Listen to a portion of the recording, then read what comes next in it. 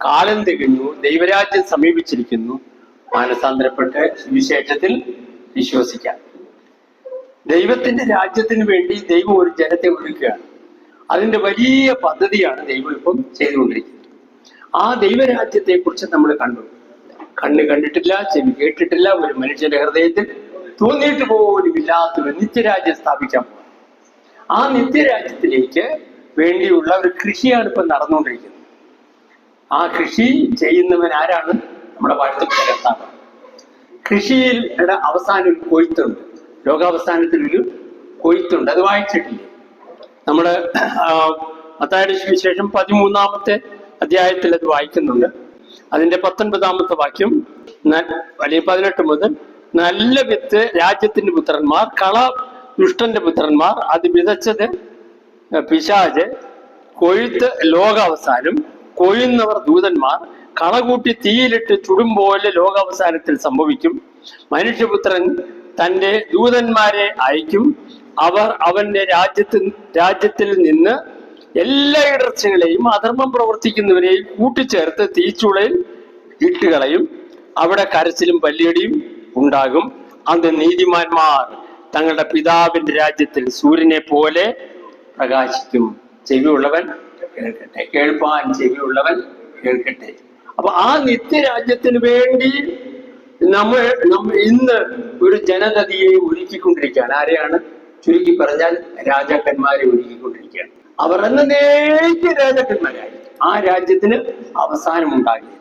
ആ രാജ്യത്തിലെ രാജാവാണ് ഈ ഭൂമിയിൽ ശിശുവായിട്ട് ജനിച്ച അത്ഭുതമന്ത്രി, വീരനാം ദൈവം, നിത്യപിതാവ്, സമാധാന പ്രഭു എന്ന് പേർ വിളിക്കപ്പെട്ട ക്രിസ്തു.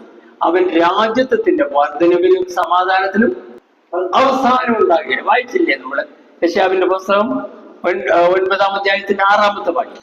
ആ രാജ്യം വരുന്നതിന് മുമ്പായിട്ട് ഇവിടെയുള്ള മനുഷ്യന്റെ പണികളും അഹങ്കാരവും എല്ലാം താളടിയാകും, ശൂന്യമാകും. അത് യെശയ്യാവിന്റെ പുസ്തകം വ്യക്തമായിട്ട് പറയുന്നുണ്ട്.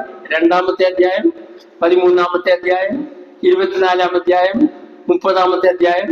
ഈ അധ്യായങ്ങളെല്ലാം കൂടെ ചേർത്ത് വായിക്കുമ്പോൾ ഈ കാര്യങ്ങളൊക്കെ കൃത്യമായിട്ട് മനസ്സിലാക്കാൻ സാധിക്കും.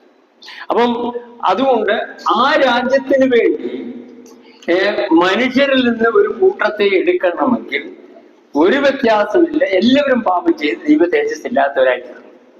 ആ ദൈവ തേജസ് നഷ്ടപ്പെട്ട ഈ ജനസമൂഹത്തിൽ നിന്ന് ഒരു കൂട്ടത്തെ രക്ഷിക്കാനായിട്ട് ദൈവം മനുഷ്യനായി ജനിച്ചു.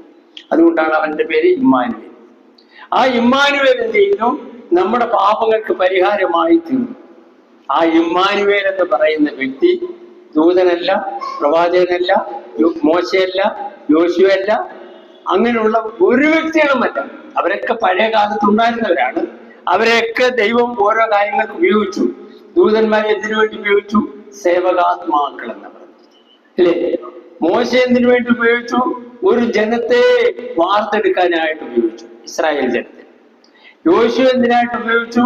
ആ ജനത്തിന് ഒരു വാഗ്ദത്ത നാട് ഇവിടെ കൊടുക്കാനായിട്ട്. അതൊരു നിഴലായ കാര്യമാണ്. ഇതുപോലെ ദൈവം നിത്യരാജ്യത്വർക്ക് കൊടുക്കും.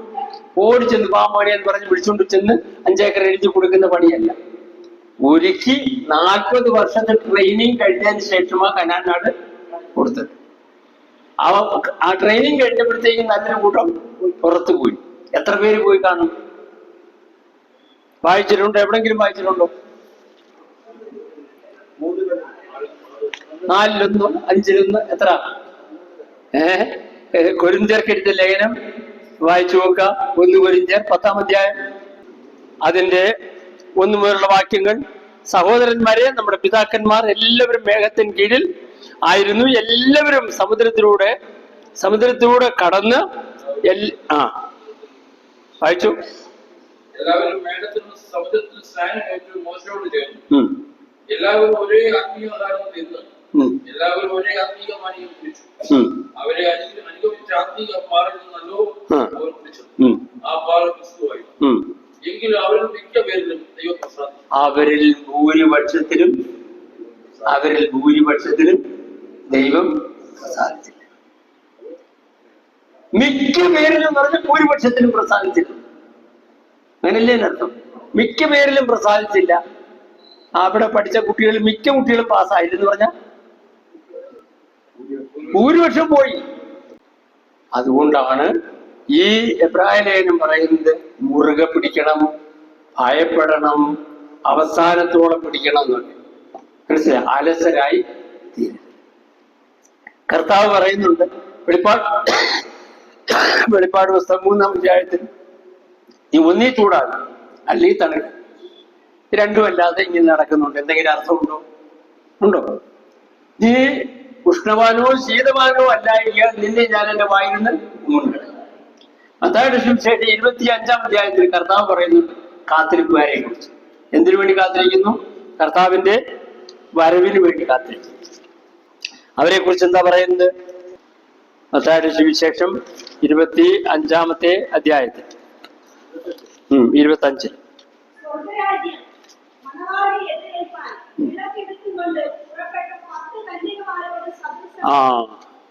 വായിച്ചു.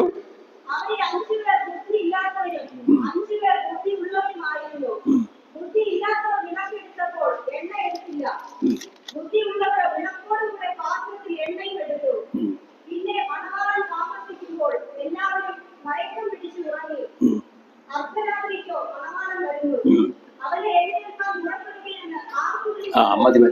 അപ്പോഴെന്ത് ചെയ്തു? 5 പേരെ ഉണർന്നോളൂ. മറ്റൊരു പ്രതിക്കൊക്കെ കണ്ണുമൊക്കെ തിരിഞ്ഞു വന്നപ്പോഴത്തേക്ക് പോകേണ്ടവർ പോയി കഴിഞ്ഞു. ഇന്നിവിടെ കിടന്നിങ്ങനെ കറങ്ങും. നമ്മൾ സാധാരണ പറയാറുണ്ടല്ലോ, ഈ ചെതലിനെ കുറിച്ച് പറയാറില്ലേ? അതിൽ നെയ്യല് പറന്നങ്ങ് പോകും. മറ്റേ ചെതലെല്ലാം കൂടെ ഇങ്ങനെ കറങ്ങി നിൽക്കും. ആ സമയത്ത് അവിടെ കാണാൻ ചെന്നാൽ നല്ല കടി കിട്ടും. ഭയങ്കര ദേഷ്യമായിരിക്കും. എന്ത് അമ്മച്ചി പോയില്ലേ എന്ന് ചോദിച്ചാൽ അമ്മച്ചി 1-ാം തരം ചീത്ത പറഞ്ഞു. അല്ലെങ്കിൽ അപ്പച്ചൻ പറയും. അന്ന് വലിയ വിഷം ചീറ്റുന്നവരായിട്ട് അവർ ചെയ്തു. നിരാശയും പ്രയാസവും മനുഷ്യൻ നേരിടാനുള്ള വിഷമവും ഒക്കെ അവർക്കുണ്ടാകും. അതെത്ര പേരായിരിക്കും അതിനുണ്ടാകുന്നത്? ഞാനും പോകും എന്ന് പാട്ട് പാടിക്കൊണ്ടിരുന്നവര് 5 പേര്, പകുതി പേര് അങ്ങനെയല്ലേ എഴുതിയേക്കുന്നത്? പകുതി പേര് തള്ളപ്പെടുമെന്ന് എഴുതിയേക്കുന്നത്, പകുതി പേര്. അതുകൊണ്ട് മുറുകെ പിടിക്കണമെന്നാണ് ആര് പഠിപ്പിക്കുന്നത്? എബ്രായ ലേഖനം. എവിടം വരെ പിടിക്കണം? അവസാനത്തോളം മുറുകെ പിടിക്കണം. ബ്രദറുകാര് പറയും നിന്റെ രക്ഷ ഭദ്രമാണെന്ന് പറയും. ധൈര്യം പകരും. നല്ലതാണ്. ധൈര്യത്തോടുകൂടി ജീവിക്കാനാണ് വേദപുസ്തകം പഠിപ്പിക്കുന്നത്. കർത്താവ് എനിക്ക് തുണ എന്ന് നമുക്ക് ധൈര്യത്തോടെ പറയാം. പെന്തക്കോസ്തുകാരൻ പറയും അത് നിനക്ക് ഇപ്പോഴൊന്നും അറിയാൻ പറ്റത്തില്ല. അതുകൊണ്ട് നീ ശരിക്ക് പിടിച്ചിട്ടുണ്ടോ ഒന്ന് ഉറപ്പുവരുത്തും എന്ന് പറയും. എന്നാൽ 2 പേരും അവസാനത്തോളം നിൽക്കുന്നവനോട് പറയും നീ രക്ഷിക്കപ്പെട്ടു.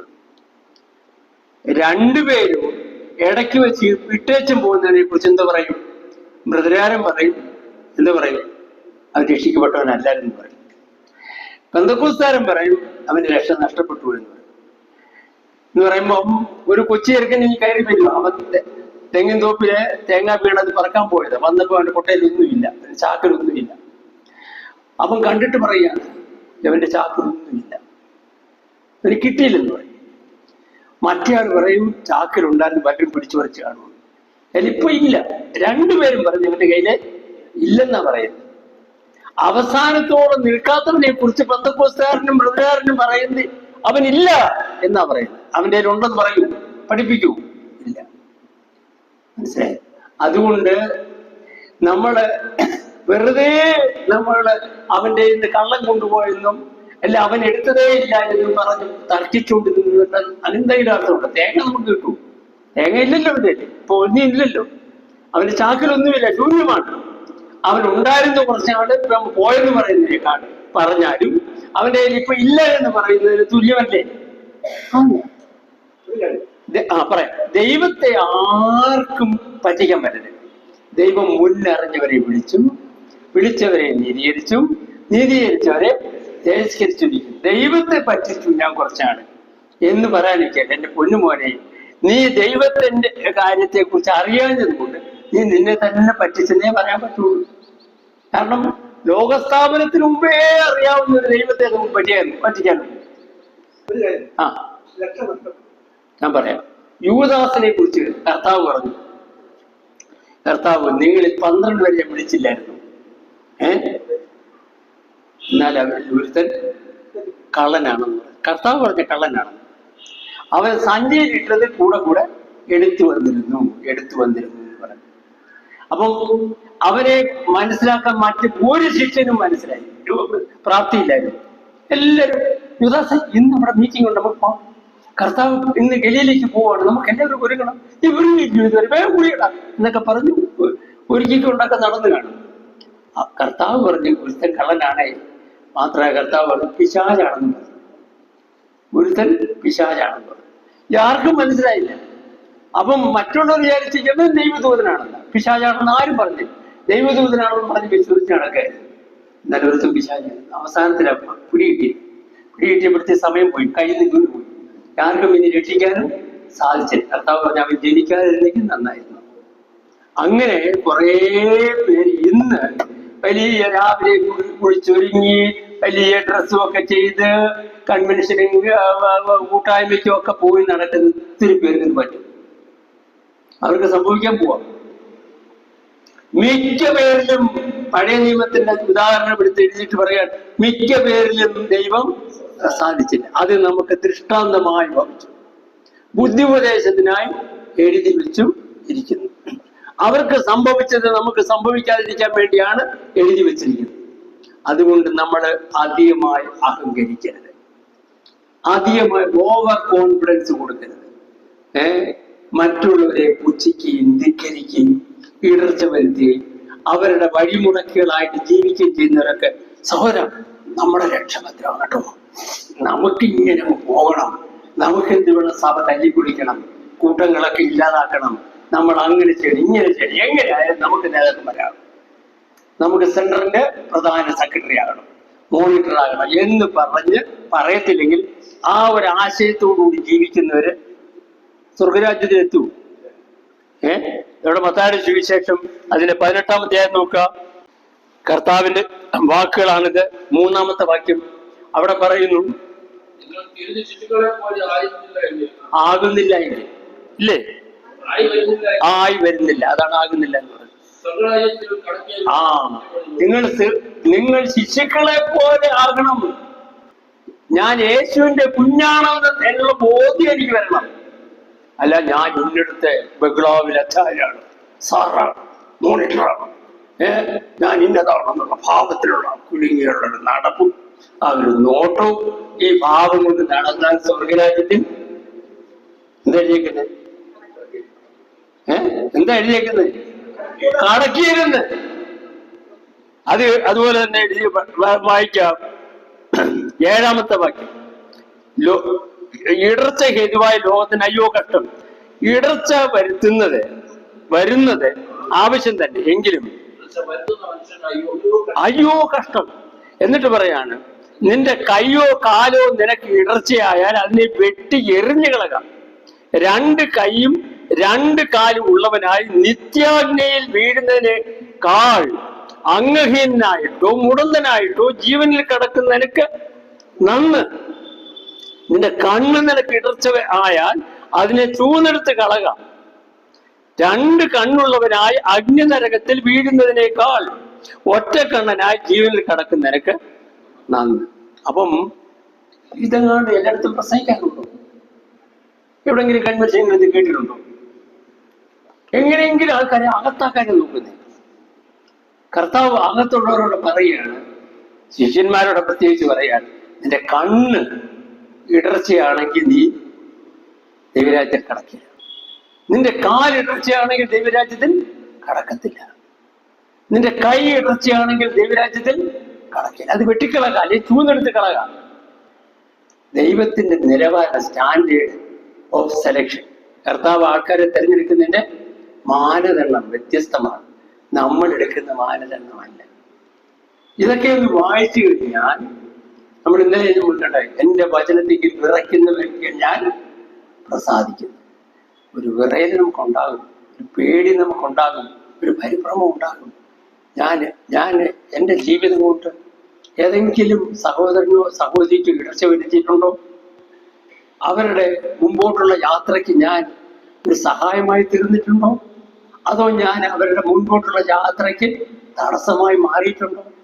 കർത്താവെ, കരുണ ചെയ്യണമേ, വ്യസനത്തിനുള്ള മാർഗം എന്നിലുണ്ടോ എന്ന് ആരായുവാനുള്ള കൃപ തരണമേ എന്ന് പ്രാർത്ഥിക്കും, നിലവിളിക്കും, കരയും, കർത്താവിന്റെ സന്നിധിയിൽ അപേക്ഷിക്കും. ശാശ്വത മാർഗത്തിൽ നിന്ന് നടത്തണമേ. അഹങ്കാരം പാടെ മാറും, താഴ്മ വരും. ഇന്ന് താഴ്മയല്ല വരുന്ന, അഹങ്കാരമാകുന്നോണ്ടിരിക്കുന്നത്. എന്നിട്ട് പറയും ഞങ്ങളെല്ലാം കടക്കും, ഞങ്ങളുടെ രക്ഷയെല്ലാം ഭദ്രമാണെന്നാ പറയും. കർത്താവ് പറയുന്നത് നിന്റെ കയ്യോ കാലോ നിനക്ക് ഇടർച്ചയാണെങ്കിൽ നിന്റെ രക്ഷ ഭദ്രമല്ല എന്നാ പറഞ്ഞത്. അത് വെട്ടിക്കളക, എന്നാലേ ഭദ്രമാക്കാൻ ഒക്കുള്ളൂ. അപ്പൊ രക്ഷ ഭദ്രമാക്കിയിട്ടില്ലാത്ത പലരുണ്ട്. അവർക്കൊക്കെ രക്ഷ ഭദ്രമാണെന്ന് ഉപദേശിച്ച് നടക്കുന്നുണ്ട്. നമ്മൾ തീയിൽ വീഴാൻ പോകുന്നതിന് തള്ളിയിടുന്ന പോലെയായിരിക്കും. തീയിലോട്ടാവാൻ പോകുന്നത് അവന് വേഗത്തിൽ എത്തിക്കാൻ വേണ്ടി ഒരു തള്ളും കൂടെ കൊടുക്കും. ആ കൂട്ടത്തിൽ നമ്മൾ ആകരുത്. നമ്മൾ രക്ഷയുടെ ഭദ്രതയെ കുറിച്ച് പഠിപ്പിക്കുമ്പോൾ രക്ഷിക്കപ്പെടുന്നവരുടെ നിലവാരത്തെ കുറിച്ചുകൂടെ പഠിപ്പിക്കണം. രക്ഷിക്കപ്പെട്ടവരെ എത്ര ഭയത്തോടെ യഹോവയെ സേവിക്കണമെന്ന് പഠിപ്പിക്കണം. പരിജ്ഞാനത്തിന്റെ ആരംഭം എന്ന് പറയുന്നത് കുറെ ഉപദേശം പറയുക എന്നുള്ളതല്ല. പിന്നെന്താ? The fear of the Lord is the beginning of wisdom. ദൈവഭയം മലയാളത്തിൽ അനുകരിക്കുന്നത് യഹോവ ഭക്തി എന്ന് അനുകരിക്കുന്നത്. അത് ഒന്നുകൂടെ ഗൗരവമുള്ള ഒരു പരിഭാഷയാണ് ഇംഗ്ലീഷ്. ദൈവഭയം ജ്ഞാനത്തിന്റെ ആരംഭമാണ്. ദൈവഭയം ഒരുവനിൽ ഉണ്ടാകുന്നില്ല എങ്കിൽ അവനെ കുറിച്ച് രക്ഷ നഷ്ടപ്പെട്ടു പോയെന്ന് പറഞ്ഞാൽ രക്ഷ ഭദ്രമാണെന്ന് പറഞ്ഞാൽ ഒരു അർത്ഥവുമില്ല. കർത്താവ് പറയുന്നു, ദൈവത്തെ ഭയപ്പെടാത്തവൻ ജ്ഞാനിയല്ലെന്ന് അവതരിക്കുന്നു. നമ്മൾ അതുകൊണ്ട് പെന്തക്കോസ്തുകാരെ ആക്രമിക്കാൻ വേണ്ടി കുറെ വാക്യമൊക്കെ കണ്ടുപിടിച്ച് വലിയ ശക്തിപ്പെടുന്നതിനേക്കാളും, ബ്രദറുകാരെ ആക്രമിക്കാൻ വേണ്ടി കുറെ വാക്യമൊക്കെ കാണാൻ പിടിച്ച് ശക്തിപ്പെടുന്നതിനേക്കാളും ദൈവഭയമാണ് പരിജ്ഞാനത്തിന്റെ ആരംഭം എന്ന് പഠിപ്പിക്കാനാണ് നമ്മൾ മുതിരുന്നത്. അത് പഠിപ്പിക്കുക. അങ്ങനെയുള്ള ഒരു നിലവാരത്തിലേക്ക് ശിശുവിനെ പോലെ മാറ്റപ്പെട്ടവന് വരാനായിട്ട് പ്രചോദനം നൽകി പ്രേരിപ്പിക്കുമ്പോൾ അവന്റെ ഉള്ളത്തിൽ നിന്ന് ദൈവത്തിന്റെ ആത്മാവ് പറയും, നീ ദൈവത്തിന്റെ പൈതലാണ്. നമ്മിലുള്ള ദൈവാത്മാവ് എന്തുപദേശിക്കും? നീ ദൈവത്തിന്റെ പൈതലാണ് എന്ന് ആത്മാവ് താനും സാക്ഷ്യം പറയും. അവൻ എന്ത് ചെയ്താലും, എന്ത് പറഞ്ഞാലും, എന്ത് കാര്യത്തിൽ ഇടപെട്ടാലും അവന്റെ ഉള്ളിൽ നിന്നൊരു ഒരു ശബ്ദം അവൻ കേൾക്കും. എന്താ? ഞാൻ ദൈവത്തിന്റെ പൈതലാണ്. നമ്മൾ ദൈവത്തിന്റെ ഭക്തന്മാരുടെ ചരിത്രമൊക്കെ പഠിക്കുമ്പോൾ ജോസഫിന്റെ ജീവിതം കാണാൻ സാധിക്കും. ജോസഫിന്റെ ജീവിതത്തിൽ ചേട്ടനെ പേടിക്കണ്ട, അനിയനെ പേടിക്കണ്ട, പിന്നെ അപ്പനെ പേടിക്കണ്ട, ആരെയും പേടിക്കണ്ട. അവരാരും തിരക്കിയിട്ടുമില്ല. കഴിഞ്ഞ 13 വർഷമായിട്ട് ആരും നോക്കാനും വന്നിട്ടില്ല.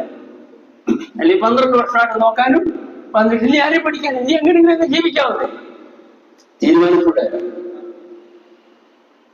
ഞാൻ ഈ മഹാപാപ എങ്ങനെയാണ് ചെയ്യുന്നത് അല്ലേ? ബുദ്ധിപ്പരന്റെ ഭാര്യയോട് അവന്റെ ഉള്ളത്തിലൊരു ശബ്ദം ഉണ്ടായിരുന്നു, നീ മോനെ, നീ ദൈവത്തിന്റെ മോനാ കേട്ടോ, നീ ദൈവത്തിന്റെ മോനാ, നീ ദൈവത്തിന്റെ മോനാ. അങ്ങനെയുള്ള ശബ്ദം ഉള്ളത്തിൽ നിന്ന് വരുന്നുണ്ടെങ്കിൽ അവന്റെ രക്ഷ 100% ഭദ്രം. ആ ശബ്ദം ഉള്ളത്തിലില്ലാതെ കുറെ പ്രമാണങ്ങളൊക്കെ മാത്രം കാണാതെ പിടിച്ച് കിടക്കുന്ന രക്ഷ ഒരിക്കലും ഭദ്രമല്ല. മനസ്സിലായി? ദൈവത്തിന്റെ ശബ്ദം നിന്നിൽ മന്ത്രിക്കുന്നുണ്ടോ? ഈ ദൈവത്തിന്റെ പൈതലാണെന്ന് ചോദിക്കണം. എങ്കിൽ നിന്റെ രക്ഷ 100% ഭദ്രം.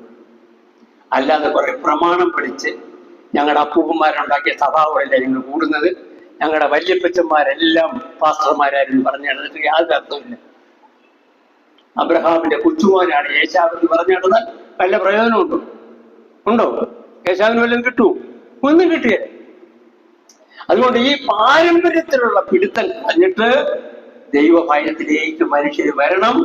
അത് പഠിപ്പിക്കണം, അത് തറപ്പിച്ച് പറയണം. ഈ ദൈവഭയമില്ലാത്ത വിശ്വാസികളെ കാണുമ്പോൾ സങ്കടം.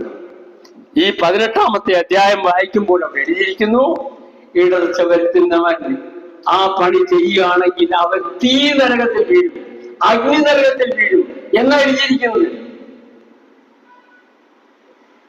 ഈ വചനം പഠിച്ച് ധ്യാനിക്കുന്നവൻ, അല്ലെങ്കിൽ ദൈവസന്നിധിയിൽ കരഞ്ഞു അപേക്ഷിക്കുന്നവൻ, അവന്റെ ജീവിതത്തിൽ അവൻ താഴ്മയുണ്ടാകും, അവൻ വളരെ ഭയപ്പാടോടുകൂടെ ജീവിക്കും.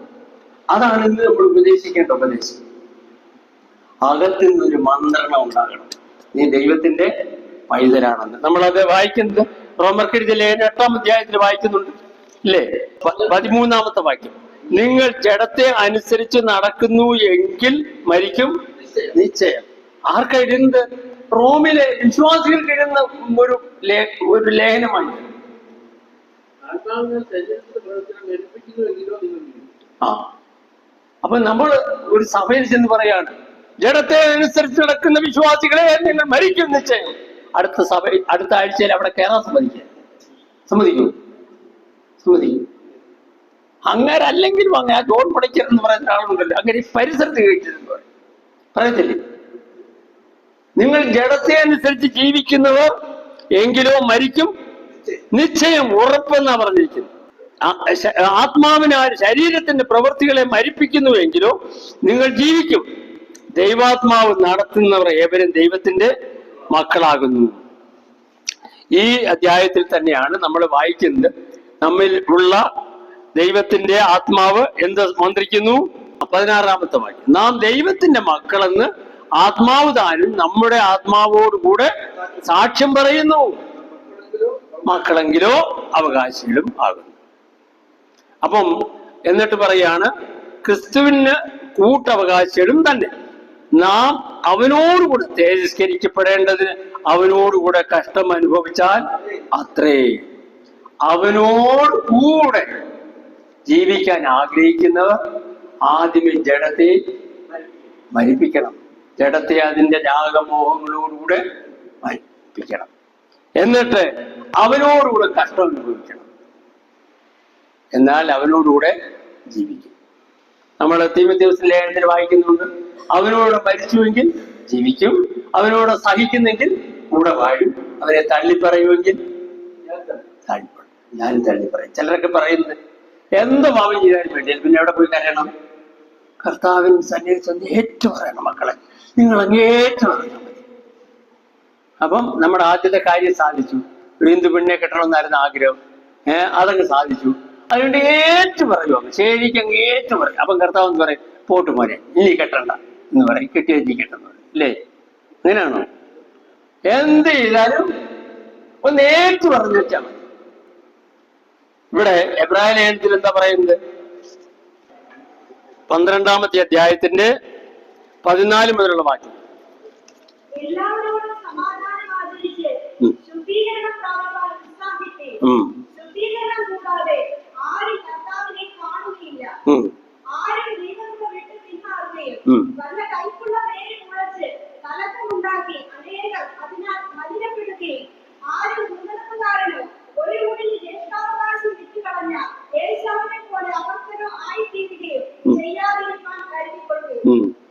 വായിച്ചു.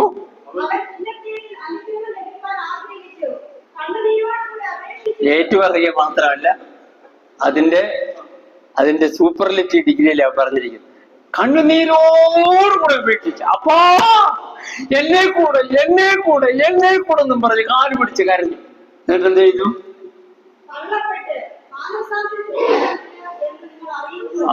ഇതും കൂടെ മനസ്സിലാക്കണം. തള്ളി പറഞ്ഞാൽ അവന് നമ്മെ തള്ളി പറഞ്ഞിട്ട് പിന്നെ കാര്യസാധ്യം കഴിഞ്ഞിട്ട് പിന്നെ പോയി കണ്ണുനീരോടുകൂടെ പറഞ്ഞാൽ മതി, എല്ലാം വിഷമിക്കും. ഇവിടെ അങ്ങനെയാന്ന് വിളിക്കുന്നത്.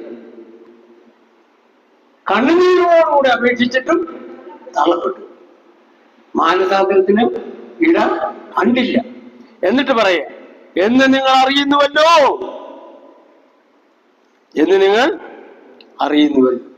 അപ്പം നമ്മൾ എളുപ്പമാർഗങ്ങളൊക്കെ പറഞ്ഞു കൊടുത്ത് പഠിപ്പിച്ച ആൾക്കാരെ തീരാ നരകത്തിലേക്ക് തള്ളിവിടുന്ന പിശാചിന്റെ ഏജന്റന്മാരാകരുത്. വേദപുസ്തകത്തിൽ വ്യക്തമായിട്ട് പറയുകയാണ്, അവൻ ആദ്യം പറഞ്ഞു, ജ്യേഷ്ഠാവകാശം കൊണ്ട് എനിക്ക് എന്ത് കാര്യം? എനിക്ക് വിശക്കുന്നു, നീ ഇങ്ങോട്ട് ഊണ് ചോറ് എന്താ വേണമെങ്കിൽ ഞാൻ എഴുതി തരാമെന്ന് പറഞ്ഞു. ജ്യേഷ്ഠാവകാശം എന്നെ അവകാശമാണെങ്കിൽ തരാമെന്ന് എല്ലാം കൊടുത്തു. അന്ന് സുഖമായിട്ട് പായസമൊക്കെ കഴിച്ച് ഇങ്ങനെ കറങ്ങിയൊക്കെ അങ്ങ് പോയി. പിന്നെ അനുഗ്രഹത്തിന്റെ സമയം വന്നപ്പോഴാ അപ്പന്റെ അടുത്ത് ഇന്ന് കരയാൻ തുടങ്ങി. അവിടെ മാനസാന്തരത്തിന് അവസരം കിട്ടിയില്ല. അതുകൊണ്ട് തള്ളിപ്പറയാൻ വഴിവെക്കുന്നവരായിട്ട് നാം മാറരുത്. മോനെ, നീ എന്തോ കഴിച്ചാലും അത് കഴിച്ചിട്ട് ഈ ഗുളിക കഴിച്ചു കഴിഞ്ഞാൽ അത് ദഹിക്കുമെന്നും പറഞ്ഞ് ഗുളികയും കൊണ്ട് നടക്കരുത്. മനസ്സിലായി? എങ്ങനെ പാപം ചെയ്താലും പരിഹാരമുണ്ട് മോനെ. അതുകൊണ്ട് ചെയ്യാവുന്നതൊക്കെ ചെയ്തു.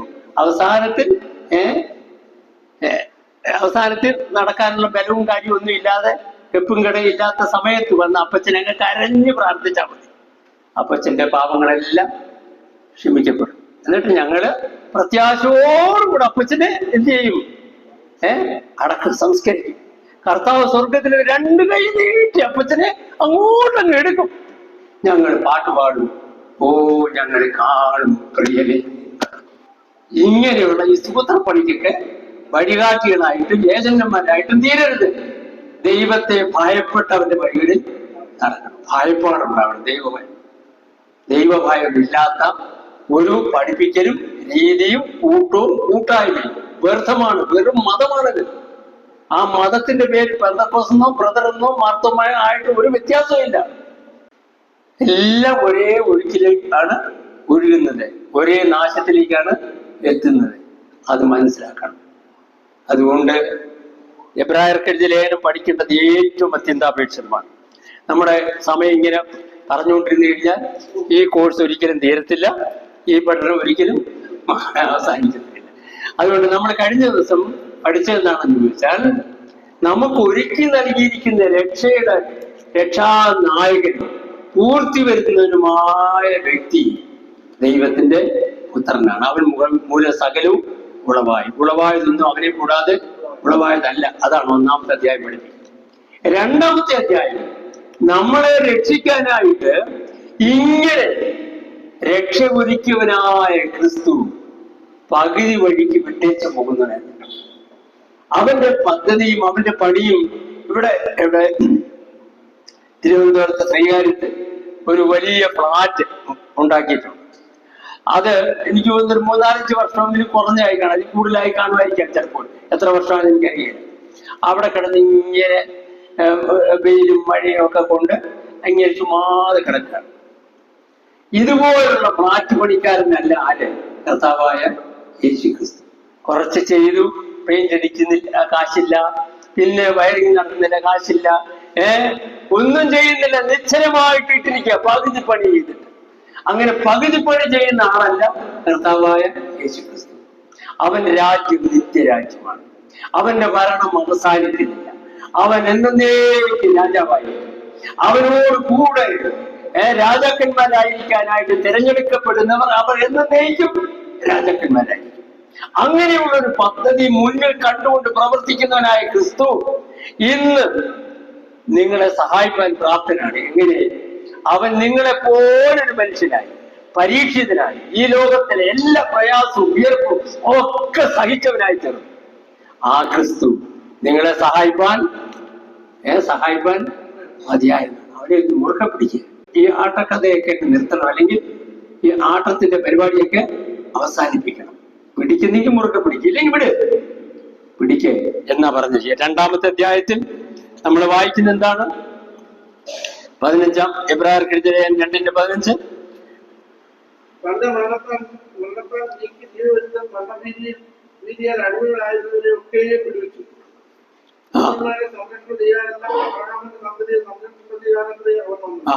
അബ്രഹാമിന്റെ സന്തതി എന്നിവിടെ പറഞ്ഞിരിക്കുന്ന അർത്ഥം എന്നറിയാമോ?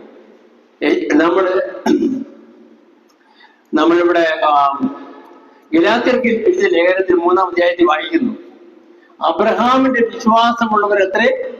അബ്രഹാമിന്റെ മക്കൾ. അപ്പൊ അബ്രഹാമിന്റെ സന്തതി എന്ന് പറഞ്ഞാൽ അബ്രഹാമിന്റെ വിശ്വാസം പിന്തുടരുന്ന കൂട്ടർ. അപ്പൊ അബ്രഹാമിന്റെ വിശ്വാസം പിന്തുടരുന്ന കൂട്ടരെ സംരക്ഷണം ചെയ്യുവാൻ, കാത്തു സൂക്ഷിക്കാൻ, അവർക്ക് വേണ്ടുന്ന എല്ലാ സഹായവും ചെയ്തു കൊടുക്കാൻ അത്രേ ആരിന്ന് നിലകൊള്ളുന്നത്? യേശു കർത്താവ്. മരണഭീതിയിലായിരുന്ന നിങ്ങളെ വിടുവിപ്പാൻ മരണം ആസ്വദിച്ചു. 2-ാം അധ്യായം പറയുന്നു. ആ ആസ്വദിച്ചവന്റെ ഇന്നത്തെ ചുമതല എന്ന് പറയുന്നത് നിങ്ങളെ സംരക്ഷണ ചെയ്യുക എന്നുള്ളതാണ്. അത് നിങ്ങൾ മനസ്സിലാക്കണം. അവൻ ആരാണെന്ന് മനസ്സിലാക്കണം. 1-ാം അധ്യായം പറയുന്നു. 2-ാം അധ്യായം പറയുന്നു അവൻ നിങ്ങളെ സംരക്ഷണം ചെയ്യുവാനാണ് വന്നത്. അവന്റെ ജോലി എന്താണെന്ന് നിങ്ങൾ മനസ്സിലാക്കണം, ഇല്ലയോ? എന്നിട്ട് പറയാണ്, ഇതൊന്ന് വായിച്ചോട്ടെ ഇടയ്ക്ക്, ഗലാത്യർക്കെഴുതിയ ലേഖനം 3-ാം അധ്യായത്തിന്റെ 7-ാമത്തെ വാക്യം. അതുകൊണ്ട് വിശ്വാസികൾ അത്രേ അബ്രഹാമിന്റെ മക്കൾ എന്ന അറിവിൻ. അപ്പൊ അങ്ങനെ വിശ്വാസമുള്ളവരാണ് അബ്രഹാമിന്റെ സന്തതികൾ. അവരെ സംരക്ഷണം ചെയ്യുവാനായിട്ട് ആര് കഴിയുന്നു? യേശു കർത്താവ്. അവന്റെ പേര് കഴിഞ്ഞ ദിവസം നമ്മൾ കണ്ടതാണ്. എന്താ? അവൻ അനന്യനാണ്. അവനെ അനന്യ, വ്യതിയാനമില്ലാത്ത, സെയിം. യഹോവ എന്ന് പറഞ്ഞ വാക്കിന്റെ അർത്ഥം അത് തന്നെയാണ്. ഞാനാകുന്നവൻ ഞാൻ. 10,000 കോടി വർഷങ്ങൾക്ക് മുമ്പ്, അല്ലെങ്കിൽ കോടി വർഷങ്ങൾക്ക് മുമ്പ് എത്ര ശക്തനായിരുന്നു അത്ര ശക്തിയുള്ളവനാണ്. ഇനി അടുത്ത കോടി വർഷങ്ങൾക്ക് ശേഷം അത് തന്നെയാണ്. യഹോവയാണ്. അനന്യൻ എന്ന് പറയുന്ന വാക്കിന്റെ അർത്ഥം അത് തന്നെയാണ്. അപ്പൊ ഇവിടെ പറയാണ് അവൻ, അതിന്റെ 17-ാമത്തെ വാക്യം, അതുകൊണ്ട് അവൻ വന്നത്, അതുകൊണ്ട് ജനത്തിന്റെ പാപങ്ങൾക്ക് പ്രായശ്ചിത്തം വരുത്തുവാൻ അവൻ കരുണയുള്ളവനും ദൈവകാര്യത്തിൽ വിശ്വസ്ത മഹാപുരോഹിതനും ആകേണ്ടത് സകലത്തിലും തന്റെ സഹോദരന്മാരോട് സദൃശനായി തീരുവാൻ ആവശ്യമായിരുന്നു. അവരുടെ കാര്യങ്ങളൊക്കെ പഠിക്കാൻ വേണ്ടി. എന്നിട്ട് താൻ തന്നെ പരീക്ഷിതനായി കഷ്ടമനുഭവിച്ചിരിക്കാൻ പരീക്ഷിക്കപ്പെടുന്നവർക്ക് സഹായിപ്പാൻ കഴിവുള്ളവനാണ്. അവൻ എത്ര വലിയവനാണെന്ന് 1-ാം അധ്യായം പറയുന്നെങ്കിൽ അവൻ എന്നെ സഹായിപ്പാൻ എത്ര വലിയവനാണെന്ന് 2-ാം അധ്യായം പഠിപ്പിക്കും. ഈ 1-2 അധ്യായങ്ങളാണ് നമ്മൾ കഴിഞ്ഞ ദിവസം തീർത്തത്. ഇതിനകത്ത് എന്തെങ്കിലും സംശയം ആർക്കെങ്കിലും ഉണ്ടോ? ഇനി നിങ്ങളോട് ആരെങ്കിലും ഏതെങ്കിലും വ്യക്തികൾ ഇതിനെക്കുറിച്ച് ചോദിച്ചാൽ അയ്യോ എനിക്കത് അറിയത്തില്ലല്ലോ എന്ന് പറയത്തക്കവണ്ണം വലുതുണ്ടോ? ഇങ്ങനെയുള്ള ബലവാനായ, എന്നെ രക്ഷിപ്പാൻ വേണ്ടി തന്നെ ഏൽപ്പിച്ചു കൊടുത്ത ഈ ശക്തനായ വ്യക്തി എന്റെ തലവേദനയും എന്റെ വയറ്റുവേദനയും എന്റെ വിഷമവും എന്റെ വിയർപ്പും ഒക്കെ അറിയാനായിട്ട് അത് അനുഭവിച്ച് 33.5 വർഷം ഇവിടെ താമസിച്ചെല്ലാം അറിഞ്ഞവനായ യേശു പകുതിക്ക് പണി ഇട്ടിട്ട് പോകുന്നവനല്ല. അവരെന്നെ സഹായിപ്പാൻ കരുണയുള്ളവനും പ്രാപ്തനുമാണെന്നാണ് ഇവിടെ പറയുന്നത്. അവൻ തന്നെ പരീക്ഷിതനായി കഷ്ടമനുഭവിച്ചിരിക്കാൻ പരീക്ഷിക്കപ്പെടുന്നവർക്ക് സഹായിപ്പാൻ കഴിവുള്ളവനാണ്. എനിക്ക് വലിയ വിഷമവും പ്രയാസവും വരുമ്പോൾ, പേടി തോന്നുമ്പോൾ ഞാൻ എങ്ങനെ മുമ്പോട്ട് പോകും എന്ന് ചിന്തിച്ച് വിഷമിച്ച് നിരാശപ്പെട്ട് കഴിയുന്ന വ്യക്തികളോട് ദൈവത്തിന് പറയാനുള്ളത്, നീ യേശുവിനെ മനസ്സിലാക്കിയിട്ടില്ല. നിന്നെ സഹായിപ്പാൻ, നിന്റെ ബലഹീനതയിൽ നിന്നെ ബലപ്പെടുത്തുവാൻ, തികഞ്ഞവനാക്കി മാറ്റുവാൻ, നിനക്ക് ശക്തിയില്ലാതെ വരുമ്പോൾ ഇച്ഛിക്കുന്ന നന്മയല്ല ഇച്ഛിക്കാത്ത തിന്മയത്രേ ചെയ്യുന്നത് എന്ന് ഏറ്റുപറയുമ്പോൾ എന്നെ ശക്തനാക്കുന്ന മുഖാന്തരം ഞാൻ സകലത്തിനും മതിയാകുന്നുവെന്ന് പറയാനുള്ള പ്രാപ്തി തരുന്നവൻ ആണ് യേശു എന്ന് മനസ്സിലാക്കാൻ പ്രിയ സഹോദര സഹോദരി നിനക്ക് മനസ്സിലായിട്ടുണ്ടോ എന്ന് ദൈവാത്മാവ് ചോദിക്കുന്നു. അത് മനസ്സിലാക്കിയിട്ടുണ്ടെങ്കിൽ അതിന് ഉത്തരം കിട്ടും വരെ എന്ത് ചെയ്യും? അവന്റെ പാദത്തിൽ വീണുകിടക്കും. നെഹമ്യാവിന്റെ പുസ്തകം നമ്മൾ പ്രസംഗിക്കുമല്ലോ. നെഹമ്യാവ് ദൈവം അയച്ചത് എന്തിനാ? ദൈവത്തിന്റെ പട്ടണമാകുന്ന യെരൂശലേമിന്റെ കോട്ട പണിയാൻ. എന്നാൽ അയക്കപ്പെടുന്നതിന് മുമ്പേ നമ്മൾ വായിക്കുന്നതാ, അവൻ കുറെ നാൾ ഉപവസിച്ചും പ്രാർത്ഥിച്ചു കൂട്ടും. ഇപ്പൊ ആ കുറെ എന്നുള്ളതെല്ലാം വെട്ടിക്കളഞ്ഞെന്നേ. ഇപ്പൊ ഇങ്ങനെ കുറച്ച് വന്നുകൊണ്ടിരിക്കുക. കാര്യങ്ങൾ ദൈവത്തോടൊന്ന് ആരാണ്ട് വഴിപോക്കരോട് വിളിച്ചു പറയുന്നോടൊന്ന് പറഞ്ഞേച്ചും പിന്നെ കാര്യം അങ്ങ് ചെയ്യുക എന്നുള്ളതാണ് ഇപ്പോഴത്തെ രീതി എന്ന് പറയും. എന്നാൽ ഭക്തന്മാരുടെ ജീവിതം പഠിക്കുമ്പോൾ അവരെല്ലാം ദൈവസേനയിൽ കാത്തിരുന്നവരായിട്ടാണ് കാണുന്നത്. ദൈവത്തിന്റെ പൂർണ്ണഹിതം ഇന്നതെന്ന് തിരിച്ചറിയാൻ വേണ്ടി ദൈവസേനയിൽ വീണ് കിടന്നവരായിട്ട് ആ വലിയ പ്രവൃത്തി, ആ വലിയ ജീവിതം നയിച്ചൊരു വ്യക്തിയാണ് ആര്? ദാനിയേൽ ദൈവത്തിന്റെ സന്നിധി, ദൈവജനത്തിന് എന്ത് സംഭവിക്കും, ഭാവി കാര്യങ്ങളൊക്കെ എന്തായിത്തീരും എന്നൊക്കെ അറിയാനായിട്ട് ദൈവത്തിന്റെ സന്നിധി പോയി പ്രാർത്ഥിച്ചു. ഒരു ഉത്തരവും കിട്ടുന്നില്ല. എത്ര നാൾ പ്രാർത്ഥിച്ചു? ദാനിയേലിന്റെ പുസ്തകം വായിച്ചു നോക്കുക. 21 ദിവസം, 3 ആഴ്ചക്കാലം. 3 ആഴ്ചക്കാലം. അത്രയും ക്ഷമയുള്ളവർ ഇന്ന് എത്ര പേരുണ്ട്? മൂന്നാഴ്ചക്കാലം ദൈവസന്നിധിയിൽ ഇരുന്ന് പ്രാർത്ഥിച്ചപ്പോഴാണ് ദൈവം തനിക്ക് ഉത്തരം കൊടുത്തതായിട്ട് നമ്മൾ വായിക്കുന്നു. 9-ാം അധ്യായത്തിന് അതിന്റെ 21-ാമത്തെ വാക്യം. ഞാൻ എൻ്റെ പ്രാർത്ഥന കഴിച്ചുകൊണ്ടിരിക്കുമ്പോൾ തന്നെ ആദിയെങ്കിൽ ഞാൻ അത്യന്തം ക്ഷീണിച്ചിരുന്ന സമയം ദർശനത്തിൽ കണ്ട ഗബ്രിയേൽ എന്ന പുരുഷൻ ഏകദേശം സന്ധ്യായാഗത്തിന്റെ നേരത്ത് എന്നോട് അടുത്തു വന്നു.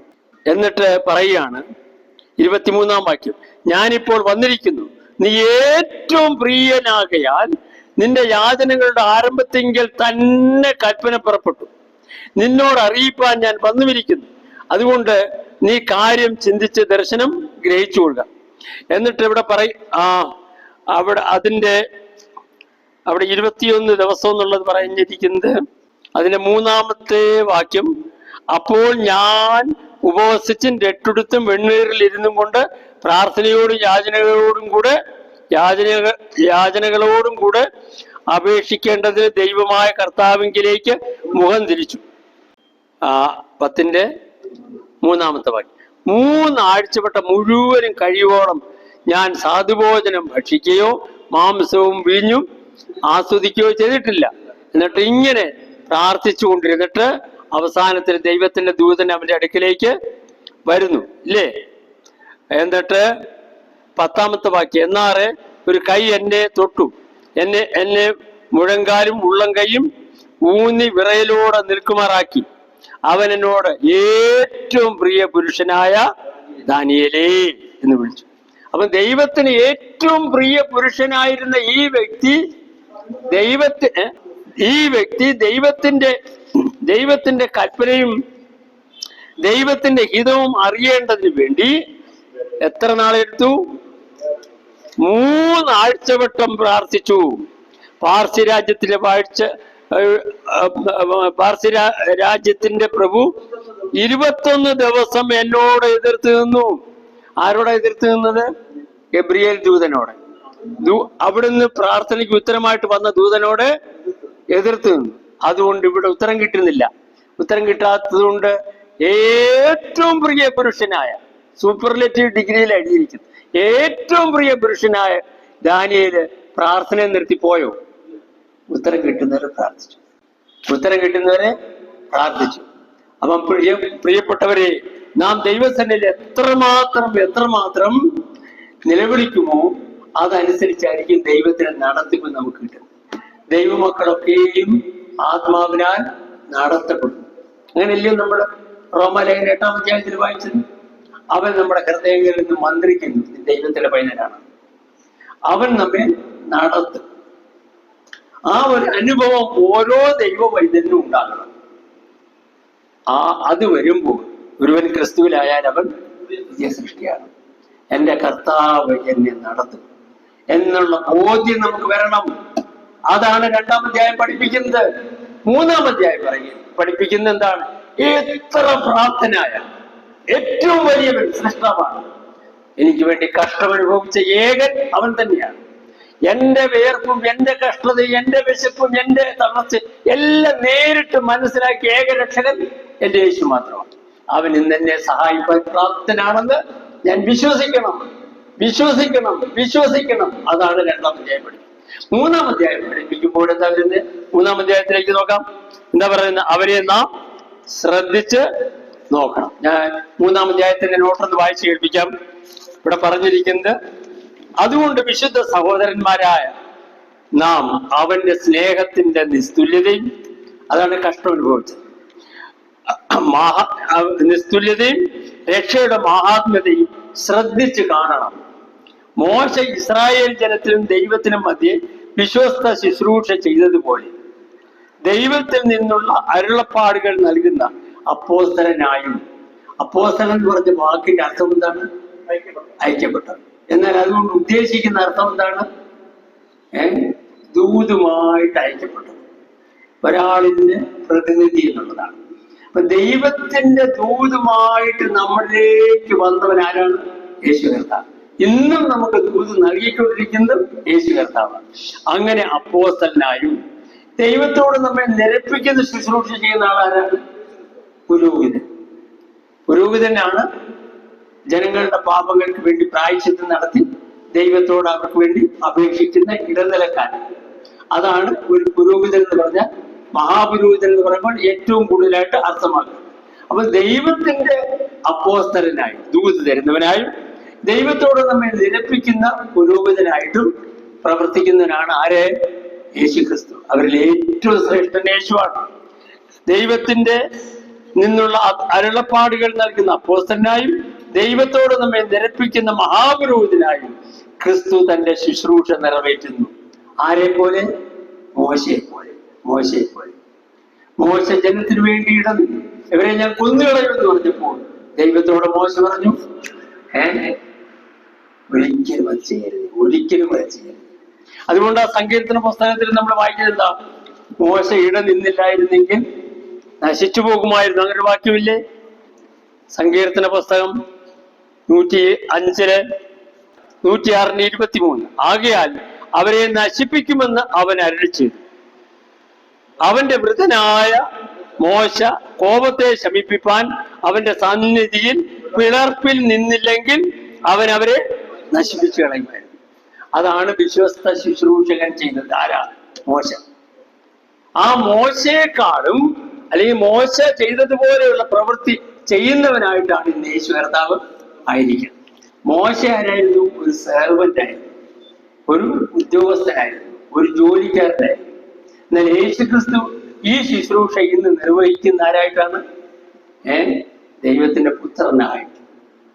ദൈവാലയത്തിന് ശുശ്രൂഷ ചെയ്യുന്ന ഒരു ജോലിക്കാരനായിരുന്നു ആര്? മോശ.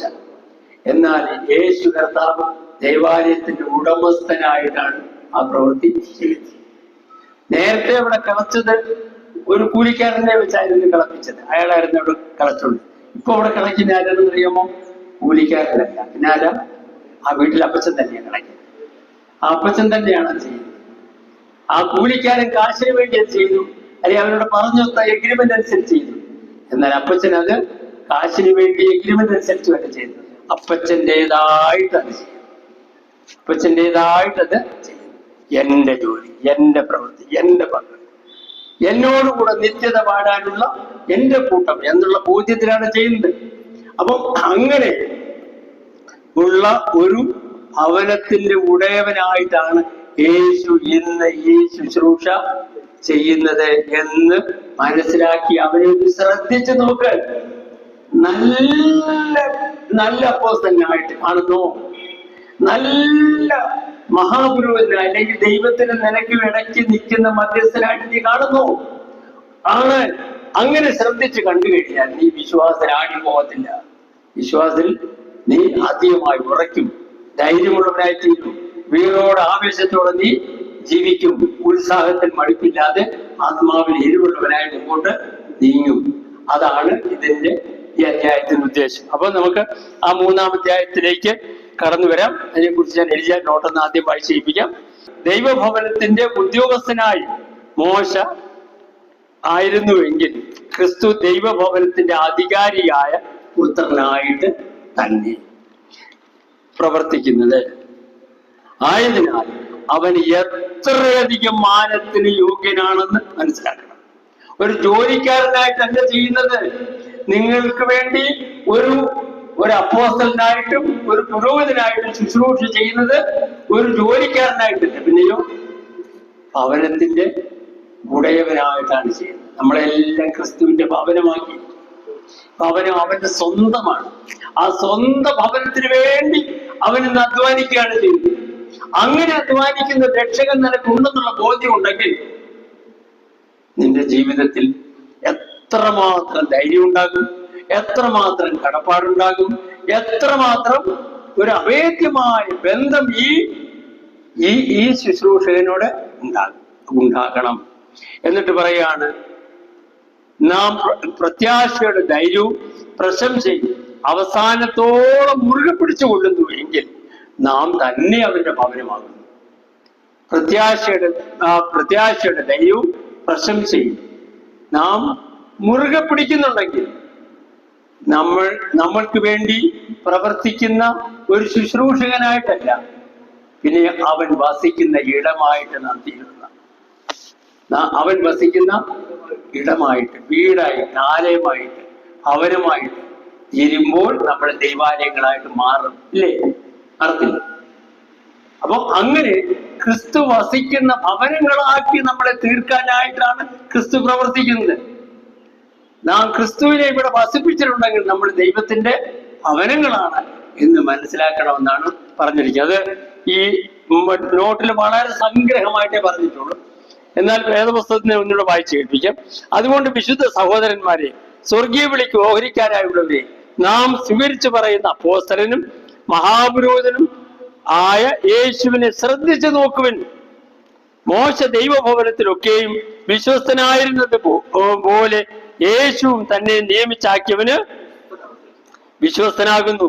ഭവനത്തെക്കാളും ഭവനം ചമച്ചവന് അധികം മാനമുള്ളതുപോലെ യേശുവും മോശയേക്കാൾ അധികം മഹത്വത്തിന് യോഗ്യനെന്ന് എണ്ണിയിരിക്കുന്നു.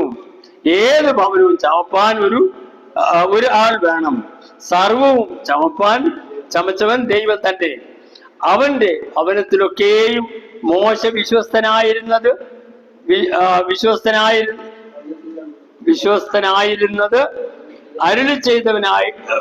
അരുളി ചെയ്യുവാനിരുന്നതിന് സാക്ഷ്യം പറയുന്ന ഭൃത്യനായിട്ടത്രേ. ഭൃത്യൻ എന്നുള്ളത് ഞാനത് ഇതില് ഉദ്യോഗസ്ഥനെന്ന് എഴുതിയേക്കുന്നത്, അല്ലെങ്കിൽ ഭൃത്യൻ എന്നുള്ള എഴുതിക്കും, സെർവന്റ്. അതാണ് എൻ്റെ ഉദ്ദേശം. ആ ഭവനത്തിന് ഭൃത്യനായിട്ടത്രേ. ക്രിസ്തുവോ അവന്റെ ഭവനത്തിന് അധികാരിയായ പുത്രനായിട്ട് തന്നെ. പ്രത്യാശയുടെ ധൈര്യവും പ്രശംസയും നാം അവസാനത്തോളം എന്ത് വേണം? മുറുകെ പിടിക്കണം. എന്തോ ഉപദേശം പഠിപ്പിച്ചോ, ഏത് പള്ളിയിൽ കുടിക്കും. ഈ മുറുകെ പിടുത്തലുമില്ലാതെ പള്ളി മാറിയത് കൊണ്ടോ സഭ മാറിയത് കൊണ്ടോ ഒരർത്ഥവും ഇല്ല. മനസ്സിലായി? മുറുകെ പിടുത്തം വേണം. മുറുകെ പിടുത്തം ആരെയാ? ക്രിസ്തുവിനെ മുറുകെ പിടിക്കണം. ക്രിസ്തുവോ അവന്റെ ഭവനത്തിന് അധികാരിയായ പുത്രനായിട്ട് തന്നെ. പ്രത്യാശയുടെ ധൈര്യവും പ്രശംസയും നാം അവസാനത്തോളം മുറുകെ പിടിച്ചുകൊണ്ടാൽ നാം തന്നെ അവന്റെ ഭവനം ആകുന്നു. അതുകൊണ്ട് പരിശുദ്ധാത്മാവ് അരുളി ചെയ്യുന്നത് പോലെ ഇന്ന് നിങ്ങൾ അവന്റെ ശബ്ദം കേൾക്കുന്നുവെങ്കിൽ മരുഭൂമിയിൽ വെച്ച് പരീക്ഷാ ദിവസത്തിലെ മത്സരത്തിലെന്ന പോലെ നിങ്ങളുടെ ഹൃദയം കഠിനമാക്കരുത്. അവിടെ വെച്ച് നിങ്ങളുടെ പിതാക്കന്മാർ എന്നെ പരീക്ഷിച്ചു, 40 ആണ്ട് എന്റെ പ്രവൃത്തികളെ കണ്ടിട്ടും എന്നെ ശോധന ചെയ്തു. അതുകൊണ്ട് എനിക്ക് ആ തലമുറയോടെ നീരസമുണ്ടായി. അവർ എപ്പോഴും തെറ്റിപ്പോകുന്ന ഹൃദയമുള്ളവരെന്നും എന്റെ വഴികളെ അറിഞ്ഞിട്ടില്ലാത്തവരെന്നും ഞാൻ പറഞ്ഞു. അവർ എന്റെ സ്വസ്ഥതയിൽ പ്രവേശിക്കയില്ല എന്ന് ഞാൻ എന്റെ ക്രോധത്തിൽ സത്യം ചെയ്തു. സഹോദരന്മാരെ, ജീവനുള്ള ദൈവത്തെ ത്യജിച്ചു കളയാതിരിക്കേണ്ടതിന് അവിശ്വാസമുള്ള ദുഷ്ടഹൃദയം നിങ്ങളിൽ ആർക്കും ഉണ്ടാകരുത്. ഏത് ഹൃദയമാണ് ദുഷ്ടഹൃദയം? അവിശ്വാസമുള്ളത്. എന്നിട്ട് പറയുകയാണ്, ഉണ്ടാകാതിരിപ്പാൻ നോക്കുവിൻ. ഇതിപ്പോഴില്ലെങ്കിൽ പിന്നെയും വരാനിടയുണ്ട് ദുഷ്ടഹൃദയം. അത് വരാതിരിപ്പാൻ നോക്കുവിൻ. നിങ്ങൾ ആരും പാപത്തിന്റെ ചതിയാൽ കഠിനപ്പെടാതിരിക്കേണ്ടതിന് ഇന്ന് എന്ന് പറയുന്നിടത്തോളം നാൾ തോറും. ഇന്നെന്ന് പറയുമ്പോൾ നമുക്ക് ദിവസവും നൽകപ്പെടുന്ന സമയം. ആ ഇന്നിലെല്ലാം നമ്മൾ എന്ത് വേണം? അന്യോന്യം പ്രബോധിപ്പിച്ചുകൊള്ളുവിൻ. ആദ്യ വിശ്വാസം അവസാനത്തോളം മുറുകെ പിടിച്ചുകൊണ്ടാൽ നാം ക്രിസ്തുവിൽ പങ്കാളികളായി തീർന്നിരിക്കുന്നുവല്ലോ. നമ്മളിവിടെ നേരത്തെ വായിച്ചല്ലോ, അവസാനത്തോളം എന്നുള്ളത് ഏത് വാക്യമായിരുന്നു? അത് 6-ാമത്തെ വാക്യം. 6-ാമത്തെ വാക്യത്തിൽ നാം വായിച്ചു, ധൈര്യവും പ്രശംസയും നാം അവസാനത്തോളം മുറുകെ പിടിച്ചുകൊണ്ടാൽ നാം തന്നെ അവന്റെ ഭവനമാകുന്നു. വീണ്ടും നമ്മൾ ഇവിടെ വായിക്കുന്നു, എന്താ? ആദ്യ വിശ്വാസം അവസാനത്തോളം ഒത്തതുപോലെ പിടിക്കണമെന്നാണോ? ഒക്കുമ്പോഴൊക്കെന്നാണോ? അവസാന നിമിഷം വരെ മുറുകെ പിടിക്കണം. അങ്ങനെ മുറുകെ പിടിക്കുന്ന ഒരാൾക്ക് രക്ഷ ഭദ്രമെന്ന് ആരെങ്കിലും പറയൂ? അവന് രക്ഷ നഷ്ടപ്പെട്ടു പോയെന്ന് പറയൂ? ഇല്ല. ഈ അയഞ്ഞാഞ്ഞ് പിടിക്കുന്നവരുണ്ടല്ലോ, അങ്ങനെയൊക്കെ ഉള്ളവരെ കുറിച്ചാണ് ഈ സംശയം. അവർക്ക് വേണ്ടി വാദിക്കാൻ നടക്കല്ലേ? അവരൊക്കെ അങ്ങനെ ജീവിക്കാൻ ലൈസൻസ് കൊടുക്കുന്നവരാകും നിങ്ങൾ. ഇടയ്ക്കിടയ്ക്ക് കള്ളു കുടിക്കാം, ഒരിക്കലും തിരുവത്താഴത്തിന് വീഞ്ഞു കൊണ്ടുവന്നത് മാറിപ്പോയെന്നാ കേട്ടത് ഒരാൾ. ഞാൻ കേട്ടതാണ്. കുപ്പി മാറിപ്പോയി.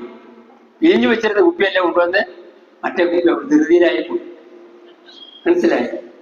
അപ്പം ഇവിടെ പറയുന്ന അവസാനത്തോളം മുറുകെ പിടിച്ചുകൊണ്ടാൽ നാം ക്രിസ്തുവിൽ പങ്കാളികളായി തീർന്നിരിക്കുന്നുവല്ലോ. ഇന്ന് നിങ്ങൾ അവന്റെ ശബ്ദം കേൾക്കുന്നുവെങ്കിൽ മത്സരത്തിലെന്ന പോലെ നിങ്ങളുടെ ഹൃദയങ്ങളെ കഠിനമാക്കരുതെന്ന് പറയുന്നത് ആരാകുന്നു? കേട്ടിട്ട് മത്സരിച്ചവർ. ഇതെവിടുന്നാ ഉദ്ധരിച്ചിരിക്കുന്നത്? 95-ാം സങ്കീർത്തനത്തിലാണ്. 95-ാം സങ്കീർത്തനത്തിലാണ് നമ്മൾ വായിക്കുന്നത്, ഇന്ന് നിങ്ങൾ അവന്റെ ശബ്ദം കേൾക്കുന്നെങ്കിൽ നിങ്ങളുടെ ഹൃദയം കഠിനപ്പെടുത്തരുന്ന്. വായിച്ചിട്ടില്ലേ? അത് ഉണ്ട്. അപ്പൊ അവർ കഠിനപ്പെടുത്തി, അവർ അവിശ്വാസമുള്ള ഹൃദയമുള്ളവരായി തീർന്നു. അതുകൊണ്ട് ദൈവം അവരെ കുറിച്ച് എന്ത് പറഞ്ഞു? ഇവർ എന്റെ സ്വസ്ഥതയിൽ പ്രവേശിക്കുകയില്ല എന്ന് പറഞ്ഞാൽ അതിന്റെ അർത്ഥം അവര് ആരും കനാൻ നാട്ടിൽ പ്രവേശിക്കുകയില്ലെന്നല്ല പ്രധാനമായിട്ടും ഉദ്ദേശിച്ചത്. അവര് നിത്യതയിൽ, അത് അങ്ങനെ നിത്യതയെന്നാണ് ഉദ്ദേശിച്ചത് എന്നുള്ളതിന്റെ തെളിവെന്താണ്? ഈ 55-ാം അല്ല ഇവിടെ നമ്മൾ വായിക്കുന്നു, ഇങ്ങനെ അന്ന് അവരോട് ദൈവം പറഞ്ഞു, അതുപോലെ നിങ്ങളോടും പറയാതിരിപ്പാൻ നിങ്ങൾ സൂക്ഷിക്കണം. നമുക്കിന്ന് കനാൻ നാട്ടിൽ പോകാനുണ്ട്. കേരളത്തിൽ ഇരിക്കുന്ന കനാൻ നാട്ടിൽ പോകാനും എല്ലാവരും കനാൻ നാട്ടിൽ ചെല്ലാൻ നോക്കും. അപ്പം കനാൻ നാടല്ല യഥാർത്ഥ സ്വസ്ഥത. ദൈവം തന്റെ ജനത്തിനായിട്ടൊരു സ്വസ്ഥത ഒരുക്കിയിട്ടുണ്ട്, സ്വർഗീയ കനാൻ. ആ കനാനിൽ പ്രവേശിക്കണമെങ്കിൽ ആദ്യ വിശ്വാസം അവസാനത്തോളം മുറുകെ പിടിക്കണം. ആദ്യ വിശ്വാസം അവസാനത്തോളം മുറുകെ പിടിക്കണം. അങ്ങനെ പിടിക്കുന്നവര് മാത്രമാണ് സ്വർഗീയ യെരൂശലേമിലെത്തുന്നത്. അല്ലാതെ വല്ലപ്പോഴൊക്കെ പിടിക്കും, പിന്നെ ഇടയ്ക്ക് കൺവെൻഷൻ വരുമ്പോൾ ഒരു മുറുകെ പിടിയുണ്ട്. അത് കഴിഞ്ഞിട്ട് മഴക്കാലം വരുമ്പോൾ അതെല്ലാം കഴിഞ്ഞു പോകും. പിന്നെ പതുക്കെ അടുത്ത വർഷത്തെ കൺവെൻഷൻ ആകുമ്പോഴത്തെ ഭയങ്കര പിടുത്തമാണ്. അവിടുത്തെ കൺവെൻഷൻ അറ്റൻഡ് ചെയ്തു, ഇവിടുത്തെ കൺവെൻഷൻ അറ്റൻഡ് ചെയ്ത് ഭയങ്കര പിടുത്തമാണ്. ഇങ്ങനെയുള്ളവരെയൊന്നും അവിടെ വേണ്ട, ശരിക്കും പിടിക്കുന്നവരെ മതി എന്നാണ് കർത്താവ് പറഞ്ഞതിന്റെ അർത്ഥം. ഇവിടെ വായിക്കുന്ന അതല്ലേ? അതുകൊണ്ട് ഞാൻ എന്റെ ക്രോധത്തിൽ സത്യം ചെയ്തു എന്ന് അവിടെ പറഞ്ഞിരിക്കുന്ന വചനം ഓർത്തിരിക്കണമെന്നാണ് പറഞ്ഞത്. 95-ാമത്തെ സങ്കീർത്തനം ദൈവം ആണയിട്ട് പറഞ്ഞതെന്നാണ് പറഞ്ഞിരിക്കുന്നത്. ഇവന്മാരെ ഒരെണ്ണത്തിനെ അവിടെ എടുക്കരുത്. കാരണം ഇവരെ അവിടെ എടുത്തു കഴിഞ്ഞാൽ ദൈവത്തിന് സ്വസ്ഥത കിട്ടത്തില്ല. ഇവരുടെ പണി അവർ തുടർന്നുകൊണ്ടേയിരിക്കും. ജാത്യാനുള്ളത് തൂത്ത ഭൂമിയിൽ അവിടെ പോയി ഈ പണിയായിരിക്കും. അപ്പൊ അങ്ങനെയുള്ളവരെ ഒന്നും സ്വർഗത്തിന് വേണ്ട. സ്വർഗത്തിന് വേണ്ടുന്ന ദൈവമക്കളെയാണ് വേണ്ടത്, വിശുദ്ധന്മാരെയാണ് വേണ്ടത്, ദൈവം പറഞ്ഞാൽ കേൾക്കുന്നവരെയാണ് വേണ്ടത്. അപ്പൊ അതുകൊണ്ട് നിങ്ങൾ അവരെ പോലെ ആകരുത് എന്ന് വ്യക്തമായി ഇവിടെ പറയുന്നു. എന്നിട്ട് നമുക്ക് താഴോട്ട് വായിക്കാം. 12-ാമത്തെ വാക്യം 3:12. സഹോദരന്മാരെ, ജീവനുള്ള ദൈവത്തെ തേച്ചു കളയാതിരിക്കേണ്ടതിന് അവിശ്വാസമുള്ള ദുഷ്ടഹൃദയം. ആരോടാ പറയുന്നത്? സഹോദരന്മാരോടാ പറയുന്നത്. സഹോദരന്മാരോട്. അവരൊക്കെ പേര് സഹോദരന്മാരെന്ന് നമ്മൾ കൊരിന്ത്യർ ലേഖനം 10-ാം അധ്യായത്തിൽ വായിച്ചില്ലേ? അവരെല്ലാം ഇസ്രായേലിൽ നിന്ന് വിടുവിക്കപ്പെട്ടു. പിന്നെ ചെങ്കടലിലൂടെ കടന്ന് സ്നാനത്തിന് മുൻകുറി അവർ പോയി ആത്മീയ ആഹാരം കഴിച്ചു. അത് തിരുവത്താഴത്തിന് മുൻകുറി. എന്നാൽ അവരിൽ മിക്ക പേരിലും ദൈവം പ്രസാദിച്ചില്ല. ആ ഗതികേട് വരാതിരിക്കാൻ വേണ്ടിയാണ് ഇവിടെ റോമക്കാരോട് പറയുന്നത്. എന്താണ്? സഹോദരന്മാരെ, ജീവനുള്ള ദൈവത്തെ തേച്ചു കളയാതിരിക്കേണ്ടതിന് അവിശ്വാസമുള്ള ദുഷ്ടഹൃദയം നിങ്ങളിൽ ആർക്കും ഉണ്ടാകാതിരിക്കാൻ നോക്കുവിൻ. നിങ്ങൾ ആരും പാപത്തിന്റെ ചതിയാൽ കഠിനപ്പെടാതിരിക്കേണ്ടതിന് ഇന്ന് എന്ന് പറയുന്നിടത്തോളം നാൾ തോറും അന്യോന്യം പ്രബോധിപ്പിച്ചുകൊള്ളിൽ. ആദ്യ വിശ്വാസം അവസാനത്തോളം മുറുകെ പിടിച്ചുകൊണ്ടാൽ നാം ക്രിസ്തുവിൽ പങ്കാളികളായി തീർന്നിരിക്കുന്നു. അതിനർത്ഥം എന്താ? ആദ്യ വിശ്വാസം അവസാനത്തോളം മുറുകെ പിടിക്കാതിരുന്നാൽ നാം ക്രിസ്തുവിൽ പങ്കാളികളാകുകയില്ല എന്നാണ്. അങ്ങനല്ലേ? അതിന്റെ അർത്ഥം അങ്ങനെയല്ലേ? തീർച്ചയായിട്ടും അങ്ങനെയാണ്. എന്നിട്ട് പറയാണ്, ഇന്ന് നിങ്ങൾ 15-ാം വാക്യം, ഇന്ന് നിങ്ങൾ അവന്റെ ശബ്ദം കേൾക്കുന്നുവെങ്കിൽ മത്സരത്തിൽ എന്ന പോലെ നിങ്ങളുടെ ഹൃദയങ്ങളെ കഠിനമാക്കരുത് എന്ന് പറയുന്ന ആരോടാകുന്നു? കേട്ടിട്ട് മത്സരിച്ചവർ, മിസ്രൈമിൽ നിന്ന് മോശ മുഖാന്തരം പുറപ്പെട്ടു വന്നവർ എല്ലാവരുമല്ലോ. 40 ആണ്ട് ആരോട് ക്രുശിച്ചു? പാപം ചെയ്തവരോടല്ലയോ? അവരുടെ ശവങ്ങൾ മരുഭൂമിയിൽ വീണുപോയി. എന്റെ സ്വസ്ഥതയിൽ പ്രവേശിക്കുകയില്ല എന്ന് ആണയിട്ടത് അനുസരണം കെട്ടവരോടല്ലാതെ പിന്നെ ആരോടാകുന്നു? ഇങ്ങനെ അവിശ്വാസ നിമിത്തം അവർക്ക് പ്രവേശിപ്പാൻ കഴിഞ്ഞില്ല എന്ന് നാം കാണുന്നു. അതുകൊണ്ട് അവിശ്വാസം എന്ന ദുഷ്ടഹൃദയം, ആ കൊടും വിഷം നിറഞ്ഞ പാമ്പ് നിങ്ങളെ ചതിക്കാതിരിക്കാൻ സൂക്ഷിച്ചുകൊള്ളു എന്നാണ് പറഞ്ഞിരിക്കുന്നത്. ആ കൊടും വിഷം നിങ്ങളെ ചതിക്കാതിരിക്കാൻ സൂക്ഷിച്ചുകൊള്ളു. ചിലരെന്റെ എബ്രായനാണ് പഠിപ്പിക്കുന്നത് എന്ന് പറയുന്നത് യേശു ക്രിസ്തു ദൂതന്മാരെക്കാളും വലിയവനാണ്, മോശയെക്കാളും വലിയവനാണ്, യോശുവെക്കാളും വലിയവനാണ് എന്ന് പറഞ്ഞ് അതിന്റെ ഈ പുസ്തകത്തിന്റെ കാതലായ സന്ദേശം ഒഴിവാക്കി കളയും. അതും വലിയ തെറ്റാണ്. ഈ പുസ്തകത്തിന്റെ കാതലായ സന്ദേശം എന്ന് പറയുന്നത് ആരെക്കാളും വലിയവനാണെന്ന് കാണിക്കാനല്ല. ആരോടും തുല്യതയില്ലാത്ത ഒരു വ്യക്തി ആരെക്കാളും വലിയവനാണെന്ന് പറയുന്ന ആവശ്യം. മോദി ഇവിടുത്തെ ആ മത്തായിച്ചാരിയെക്കാളും തോമാച്ചാരിയെക്കാളും അങ്ങേ മറ്റേ അവിടുത്തെ ചാക്കോച്ചാരിയെക്കാളൊക്കെ വലിയവനാണെന്ന് പറഞ്ഞാൽ നമ്മളെന്ന് പറയും അങ്ങനൊക്കെ പ്രാർത്ഥി ചുമ്മാ രാവിലെ ഒരു വൈകിട്ട് പറഞ്ഞു നടത്താം. ആരെക്കാളും വലുത് ഇവരെക്കാളും വലുത് പല താരങ്ങളുണ്ട് വിധങ്ങളിൽ പറയത്തില്ലേ? നമ്മൾ പറയും.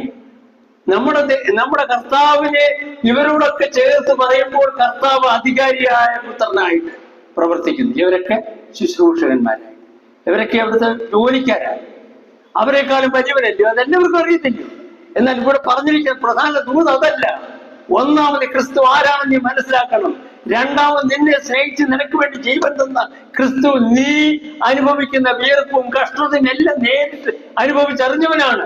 അവൻ കരുണയുള്ളവനായതുകൊണ്ട് നിനക്ക് വേണ്ടി ജീവൻ തന്നു. അവൻ ജീവിക്കുന്ന സ്നേഹിതനായതുകൊണ്ട് ഇന്ന് നിന്നെ രക്ഷിപ്പാൻ കരുണയുള്ളവനും സഹായിപ്പാൻ കഴിവുള്ളവനുമായിട്ട് നിലകൊള്ളുന്നു. അവനെ നീ ശ്രദ്ധിച്ചു നോക്ക്. അവൻ ആരാണ്? മഹാഗുരുവിനും അപ്പോസ്തലനുമാണ്. ദൈവത്തിന്റെ ദൂത് നിനക്ക് തരുന്നവൻ, ദൈവത്തോട് നിന്നെ നിരപ്പിക്കുന്നവൻ ആയ മധ്യസ്ഥനാണ് ക്രിസ്തു. അത് മനസ്സിലാക്കാനാണ് ഇവിടെ പറയുന്നത്. അതുകൊണ്ട് അവന്റെ ശബ്ദം നിങ്ങൾ കേൾക്കുന്നെങ്കിൽ നിങ്ങളുടെ ഹൃദയം കഠിനപ്പെടുത്തരുത്. ദുഷ്ടപാപാകുന്ന അവിശ്വാസം നിങ്ങളെ ചതിക്കരുത്. നിങ്ങളുടെ ഉള്ളത്തിൽ ഇങ്ങനെയുള്ള ദുഷ്ടത നിറഞ്ഞ അവിശ്വാസം പിശാച് കൊണ്ടുവരുമ്പോൾ നിങ്ങൾ ദൈവത്തിന്റെ സന്നിധിയിൽ വീഴണം, താഴണം, കരയണം, നിലവിളിക്കണം. കർത്താവേ, എന്റെ വിശ്വാസത്തെ വർദ്ധിപ്പിക്കണമേ എന്ന് നിലവിളിക്കണം. അല്ലാതെ ആ ദുഷ്ടഹൃദയത്തിന് വിധേയപ്പെട്ട് പോകരുതേ. മുറുകെ പിടിക്കണം എന്നുവരെ അവസാനം. എത്ര വട്ടം പറഞ്ഞിരിക്കുന്നു? 3-ാം അധ്യായത്തിൽ 2 പ്രാവശ്യം. എത്ര കൺവെൻഷനായി പ്രസംഗിക്കുന്നത്? നിങ്ങൾ ഏതെങ്കിലും കൺവെൻഷൻ പ്രസംഗിക്കുന്നത് കേട്ടിട്ടുണ്ടോ? നിങ്ങളുടെ ജീവിതത്തിൽ ആത്മാർത്ഥമായിട്ട് പറ. കേട്ടിട്ട് ആരെങ്കിലും ഉണ്ട്? കൈമുട്ടി. ആദ്യ വിശ്വാസം അവസാനത്തോളം മുറുകെ പിടിച്ചാൽ നീ ക്രിസ്തുവിൽ പങ്കാളിയായി തീർന്നിരിക്കുന്നു. അതാണ് ദൈവം തരാൻ ആഗ്രഹിക്കുന്ന സന്ദേശം. മുറുകെ പിടിക്കണം അവസാനത്തോളം. വിശ്വാസി അന്ത്യം വരെ വിശ്വാസിയായിരിക്കണം. അവസാനം വരെ വിശ്വാസിയായിരിക്കണം. അല്ലാതെ വല്ലപ്പോഴും വിശ്വാസിയായപ്പോൾ. അപ്പം 3-ാം അധ്യായത്തിൽ പറയുന്ന ദൂതാണ്, അവിശ്വാസ നിമിത്തം അവർക്ക് പ്രവേശിപ്പാൻ കഴിഞ്ഞില്ല. നിങ്ങൾക്ക് ആ ഗതികേട് ഉണ്ടാകരുത്. 4-ാം അധ്യായത്തിലേക്ക് നമുക്ക് പ്രവേശിക്കാം. 4-ാം അധ്യായത്തിന്റെ നോട്ടൊന്ന് വായിച്ചു കേൾപ്പിക്കാൻ ഞാൻ. അവിടെ നാം വായിക്കുന്നതാണ്, ദൈവം തന്റെ ജനത്തിനായി ഒരുക്കിയിരിക്കുന്ന സ്വസ്ഥത നമുക്ക് ആർക്കെങ്കിലും ലഭിക്കാതെ പോയി എന്ന് വരാതിരിപ്പാൻ നാം ഭയപ്പെടണം.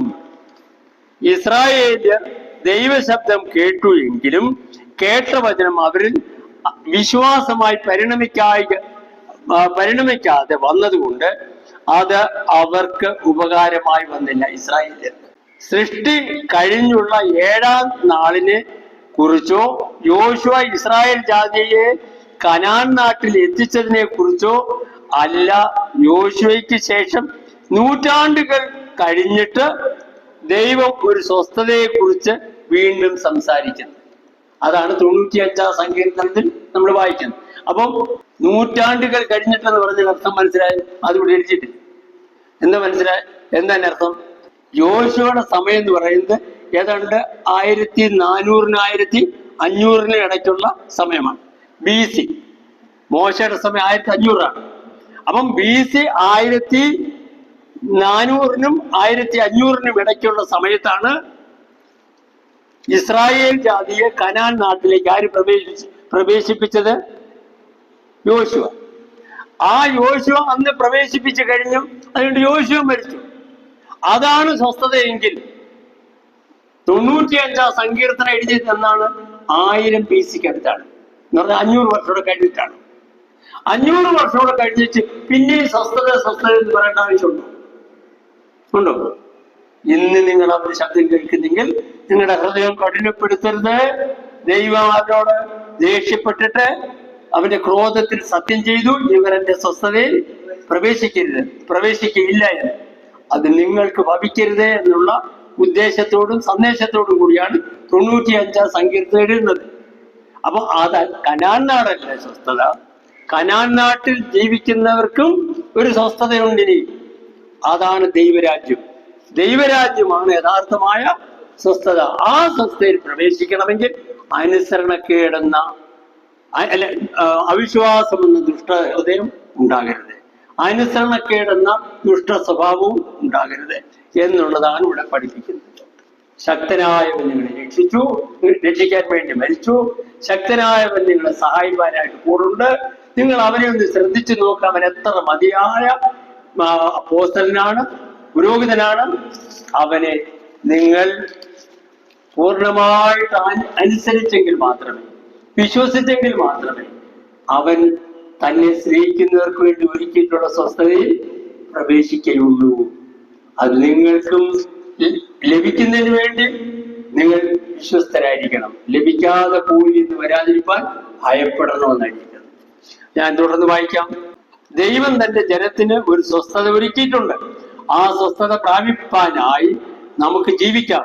അനുസരണക്കേടിന്റെ സമദൃഷ്ടാന്തത്തിനൊത്തവണ്ണം വീഴാതിരിക്കാൻ നമുക്ക് കരുതലുള്ളവരായി ജീവിക്കാം. വിളിക്കപ്പെട്ടവർ അനേകരാണ്, എന്നാൽ തിരഞ്ഞെടുക്കപ്പെട്ടവരോ ചുരുക്കം എന്ന് ഓർത്ത് ദൈവവചനം ഭക്തിയോടെ സ്വീകരിച്ചും ദൈവത്തിന് ഒന്നും മറഞ്ഞിരിക്കുന്നില്ല, അവനുമായിട്ടാണ് നമുക്ക് കാര്യമുള്ളത് എന്ന് മനസ്സിലാക്കിയും ദൈവിക സ്വസ്ഥത പ്രാപിപ്പാനായി നമുക്ക് ജീവിക്കാം.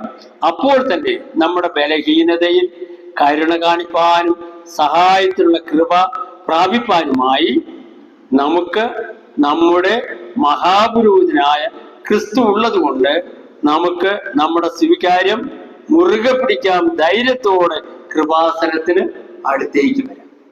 നമ്മൾ ഭയപ്പെടണമെന്ന് ഈ അധ്യായത്തിന്റെ ആരംഭത്തിൽ പറഞ്ഞിട്ടുണ്ടെങ്കിൽ അവസാനിപ്പിക്കുമ്പോഴേക്കും എന്താ പറയുന്നത്? 4-ാം അധ്യായത്തിന് 15 ഇതിലുള്ള വാക്യം നമുക്കുള്ള മഹാപുരോഹിതൻ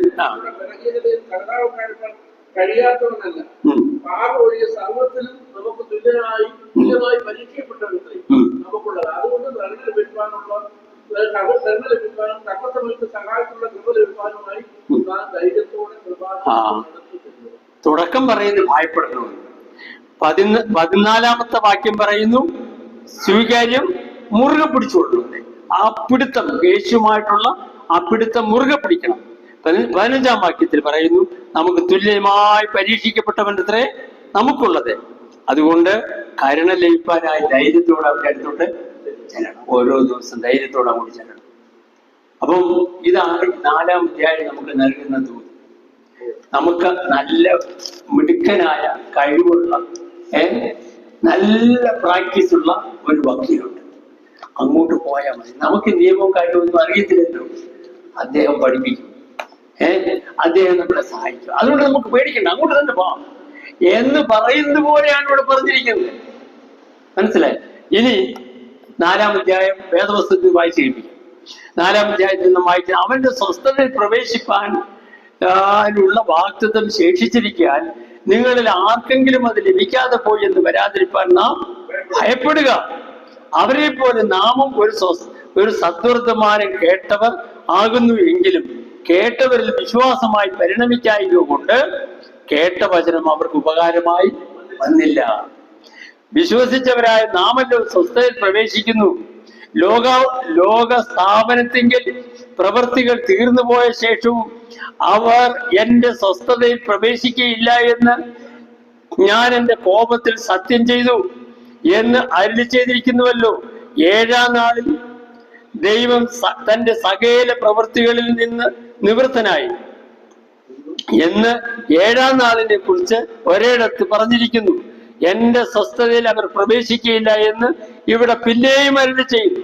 അപ്പം ഒന്നാമത്തെ സ്വസ്ഥതയെ കുറിച്ച് പറയുന്ന ഒന്നാമത്തെ ആ സംഭവമാണ് സൃഷ്ടി കഴിഞ്ഞുള്ള 7-ാമത്തെ ദിവസം. അത് സ്വസ്ഥതയല്ല. അതുകൊണ്ടാണ് 95-ാം സങ്കീർത്തനത്തിൽ വീണ്ടും ഒരു സ്വസ്ഥതയെ കുറിച്ച് പറഞ്ഞിരിക്കുന്നത്. അത് കഴിഞ്ഞിട്ട് ഇവിടെ 3-ാമത്തെ പ്രാവശ്യം പറഞ്ഞിരിക്കുകയാണ് സ്വസ്ഥതയിൽ പ്രവേശിക്കാതെ പോയി എന്ന് വരാതിരിക്കാൻ ഭയപ്പെടണം. എന്നിട്ട് തുടർന്ന് എന്താ പറയുന്നത്?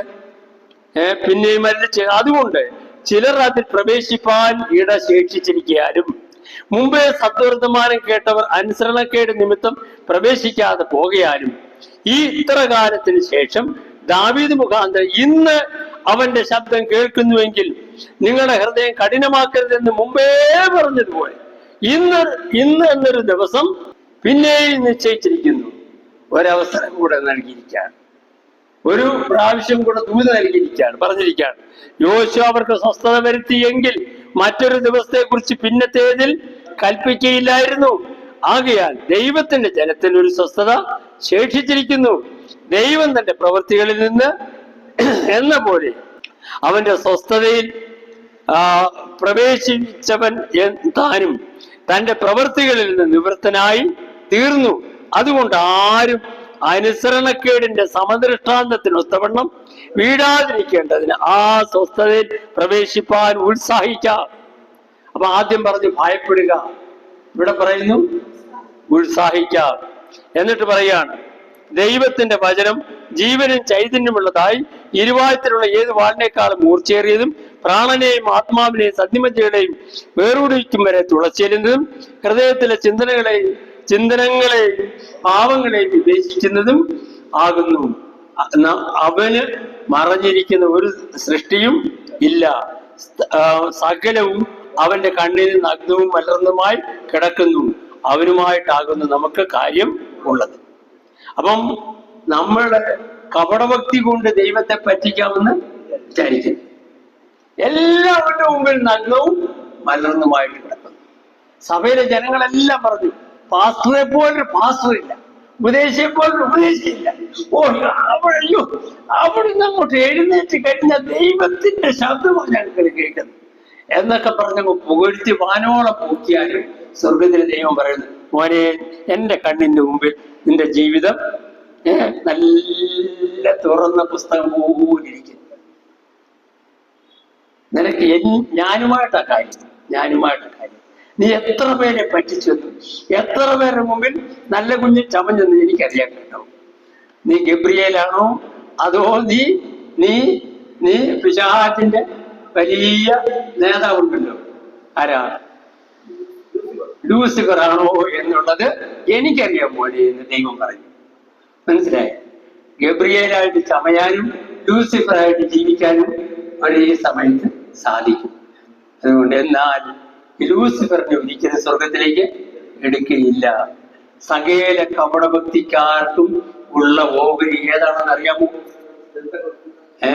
എവിടെ വായിക്കുന്നത്? മത്തായിയുടെ സുവിശേഷം 24-ാമത്തെ അധ്യായം. മത്തായിയുടെ സുവിശേഷം 24-ാമത്തെ അധ്യായം 24-ാമത്തെ അധ്യായത്തിന്റെ 51-ാമത്തെ വാക്യം. യജമാനൻ വന്ന് അവനെ ദണ്ഡിപ്പിച്ച് അവന് കപടഭക്തിക്കാരോടുകൂടെ പങ്ക് കൽപ്പിക്കും. അവിടെ കരച്ചിലും പല്ലിയടിയും ഉണ്ടാകും. കപടഭക്തിക്കാർക്കുള്ള ഇടമെന്ന് പറയുന്നത് കരച്ചിലും പല്ലിയടിയുമുള്ള ഇടം തന്നെയാണ്. അപ്പം കപടഭക്തിക്കാരാകാതിരിക്കാൻ സൂക്ഷിക്കണം.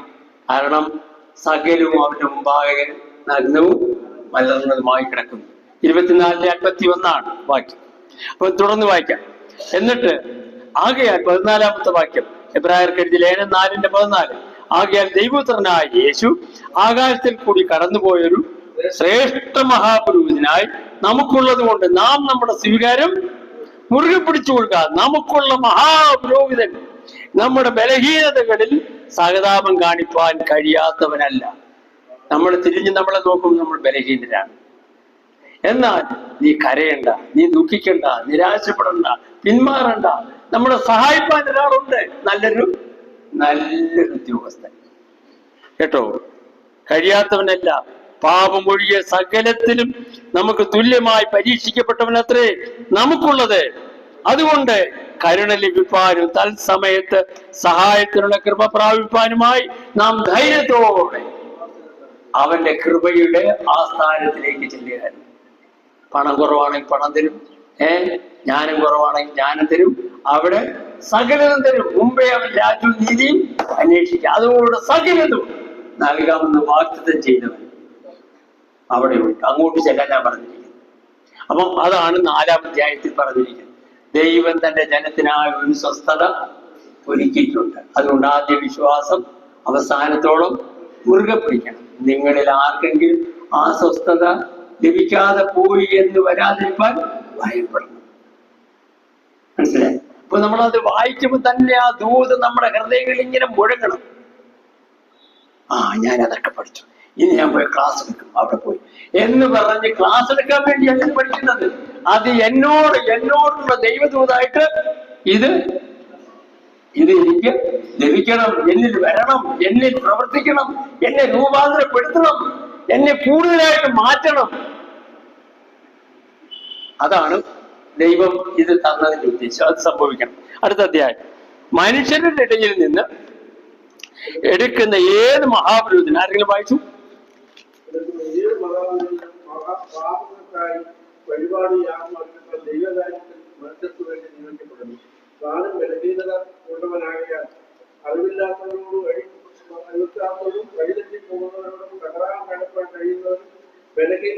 ജനത്തിനു വേണ്ടി എന്ന പോലെ തനിക്ക് വേണ്ടി പാപയാഗം അർപ്പിക്കേണ്ടവനും ആവുന്നു. എന്നാൽ അവരെ പോലെ ദൈവം വിളിക്കുന്നവരല്ലാതെ ആരും ആ സ്ഥാനം സ്വതമേ എടുക്കുന്നില്ല. അതുകൊണ്ട് ക്രിസ്തു മഹാപുരോഹിതൻ ആകുവാനുള്ള മഹത്വം സ്വതമേ എടുത്തില്ല. നീ എന്റെ പുത്രൻ, ഇന്ന് ഞാൻ നിന്നെ ജനിപ്പിച്ചിരിക്കുന്നു എന്ന് അവനോട് അരുളി ചെയ്തവൻ അവന് കൊടുത്തതാണ്. അങ്ങനെ മറ്റിടത്തും നീ മത്സരത്തിന്റെ പ്രകാരം എന്നേക്കും ഒരു പുരോഹിതൻ എന്ന് പറയുന്നു.